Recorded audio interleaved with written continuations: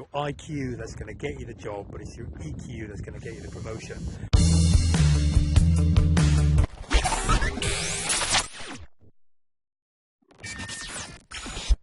Yeah, hi there boys and girls, how you doing? Great to have you here. I'm Dan Ashendorf, and this is the penultimate day of our trip to the Middle East, and just behind me is the Sea of Galilee. Now I'm going to do my best to show it to you. It's a bit hazy this morning, so you can't see it's in entirety, but you've got the Golan Heights just behind it. It's quite mountainous and you should be able to see the lake. Actually, just around us is completely isolated. I'll kind of do a bit of a 360 here. So out in the fields, there's very little here by way of anything. It's kind of olive groves just around me, and I've just got out of the hotel to have a chat with you on this lovely sunny day. So that's where we are, the Sea of Galilee, and what I wanted to talk to you about today is something really interesting, really close to my heart. It's this one trait that I find really separates those who make it from those who don't. And there's a whole bunch of things that we can talk about. We can talk about perseverance, and we can talk about intelligence and integrity and all these sort of things. But this one trait is really important. It's actually not just one trait, it's a combination of traits, and it's what we call emotional intelligence. So we're not talking about IQ, which is your usual intelligence, how clever you are, but we're looking at emotional intelligence. And if you're not familiar with this term, I think it was coined by a guy called Daniel Goleman, and he's come up with this idea of emotional intelligence, which is basically a combination of various things. If I had to condense emotional intelligence into one sentence, I'd say that it's the ability to get on with other people, which is really important when you work for yourself. I find it to be an invaluable skill within the affiliate marketing industry, but I'm sure it's going to be just as important in any walk of life. I have to say, when I started out in this industry, I might have not been as good as I should have been in this field, but then I very quickly cottoned on, because I think if you don't, then you're not going to go very far. Now, before I go into what does actually emotional intelligence mean in this context, in this specific industry, I'd recommend that you read a book called The Giver by Lois Lowry.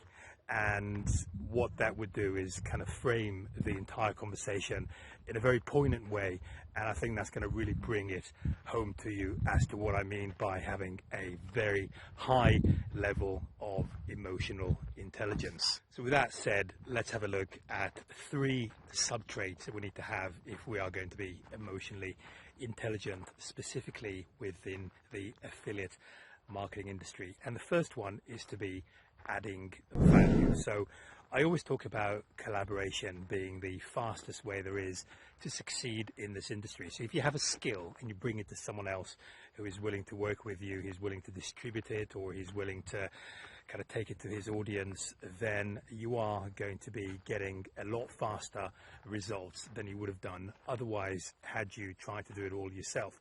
So adding value is one of the most important things that we have within emotional intelligence, but also thinking about how can I add value. So being very proactive about it. So for example, if I have a skill in, say, writing landing pages, doing videos, who can I work with and what value can I add to their business? So that's the first part of emotional intelligence, but that is a skill. That is not necessarily an emotional skill.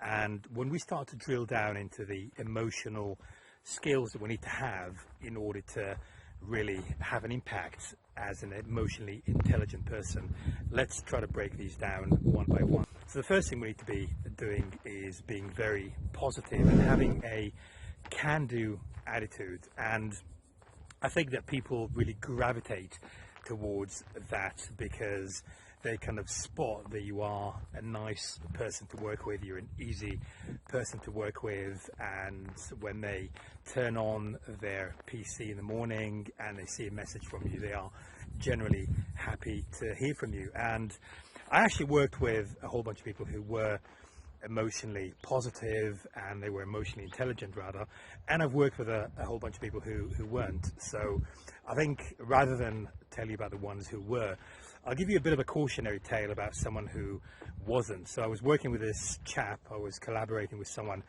and he was just a stickler for everything that was his. So for example, we had a joint venture agreement. There was three of us in this launch, and he wanted to have a couple of percentage points kind of being put away in case of any chargebacks, and he wanted to have a whole bunch of different things. For example, he didn't want to split the money that came in, the revenue, three ways. He wanted to have a couple of extra percentage points on there, and it was just this long-standing tirade of having demands all the time. And I've never seen that person in the industry again. And what I find is the people who do last and thrive are the ones who are willing to give away a little bit. You know, they're willing to live and let live, sort of thing. So that kind of goes back to what I was saying about the giver. So they are givers. They are people who don't just always look at the bottom line, but they also look at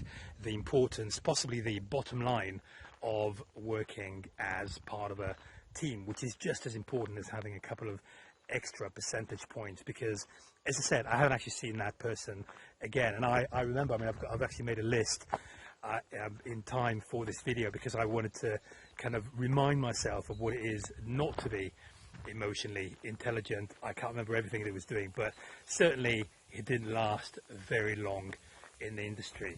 So we need to be positive, we need to be giving, and the other thing we need to be doing is to be generous. So we need to be generous with our time, with our skills, and not to necessarily get hung up on what this person is doing or what this person is giving, but we need to be rather just concentrating on what it is that we do within the team. How can we add value, knowing that if we've teamed up with good people, then it is going to come out in the wash. So for example, if someone's been on holiday, he's worked a little bit less than we did on a certain project, rather than get all upset about it and it's not equal and try to renegotiate the deal. What I would mean by being emotionally intelligent here is kind of looking at the wider picture, realizing that teamwork is an important asset, and who we know really matters in any industry, rather than just having a couple of percentage points, for example. So extra in income. So having that sort of mindset that is about collaboration, bringing value, and being positive, I think to me that would be the epitome of having a high level of emotional intelligence. And I think if we come in with this mindset into any given industry, I can pretty much guarantee that we are going to go far, because if we are trustworthy, we know what we're doing, we're adding value, but we also bring this kind of positivity, can-do attitude, I'm going to live and let live sort of mindset, then I'm pretty sure, I'm convinced in fact, that we are going to go far. It's very easy in this day and age to connect with other like-minded people on social media. We can just ping people, we can just DM people with whatever value we're able to add to them. We can get a job pretty easily. But then, actually, I've read this somewhere, so it's your IQ that's going to get you the job, but it's your EQ that's going to get you the promotion. So in this case, the situation is that it's the IQ that's going to get you the job, but it's the EQ that's going to get you to collaborate with people again and again, and that's really where the money is. So guys and girls, with that said, I wish you a great day. Let me just show you again where we are.